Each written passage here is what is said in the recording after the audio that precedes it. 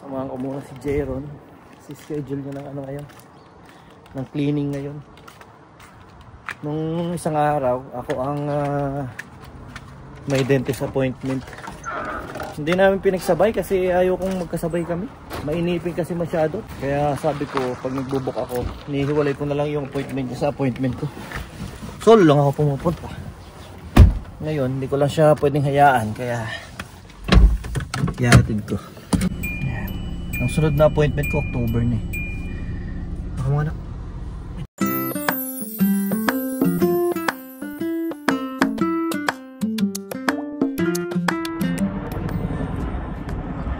Astig military chopper.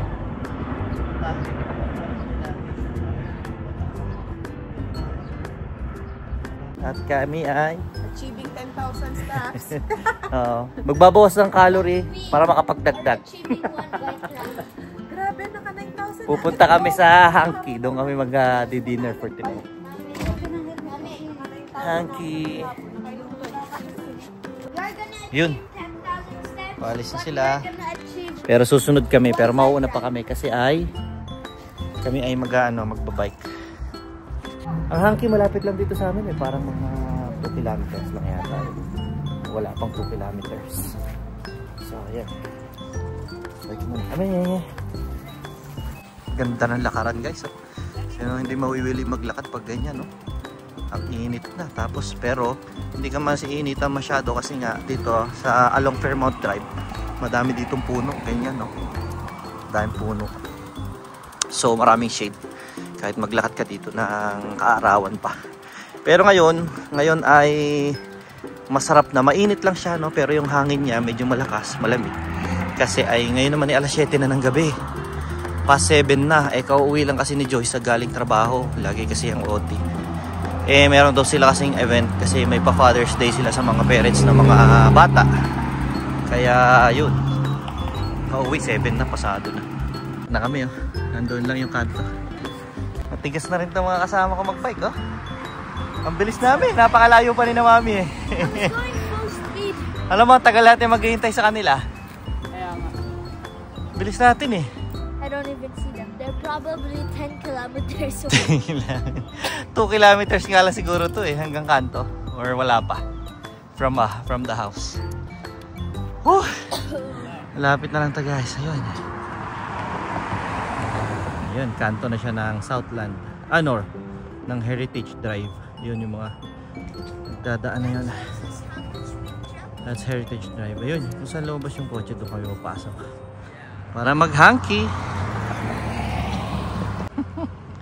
Minsan lang kasi Friday. Sahod ko ngayon. Yan, ah. Let's go na? Hintayin natin sila doon.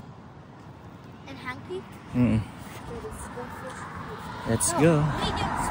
Tayo pa yung mga inaantay namin. Magagala muna kami dito sa kanto ng itong school na to. Ito yung malapit talaga sa amin na Catholic school na elementary to junior high. Ito yung St. Matthew. Nandito lang siya sa kanto ng corner lang siya ng tawag dito ng Heritage Drive at saka ng Fairmount Drive. So ito, isang street lang siyang straight galing sa bahay namin. Pero malayo-layo din, mga 2 kilometers. Every time we go biking, this muscle strains. Oh, syempre. Kasi hindi ka nagbabike lagi, kaya nangangalay. But it's my arm muscle. Yeah. Ayan, so pasyal muna kami dito. Ikutin namin tong school.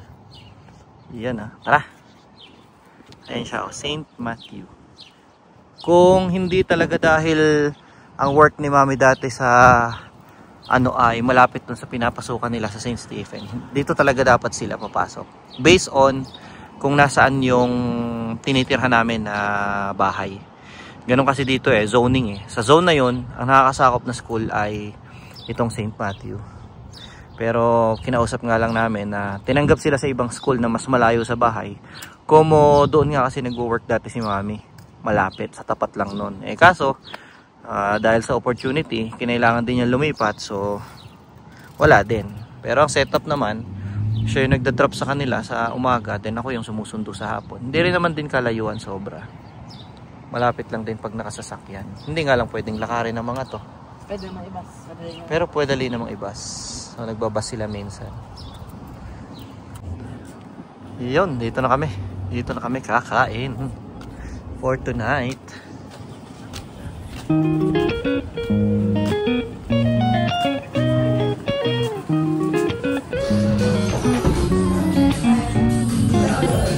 Pwede na rito, isang lera.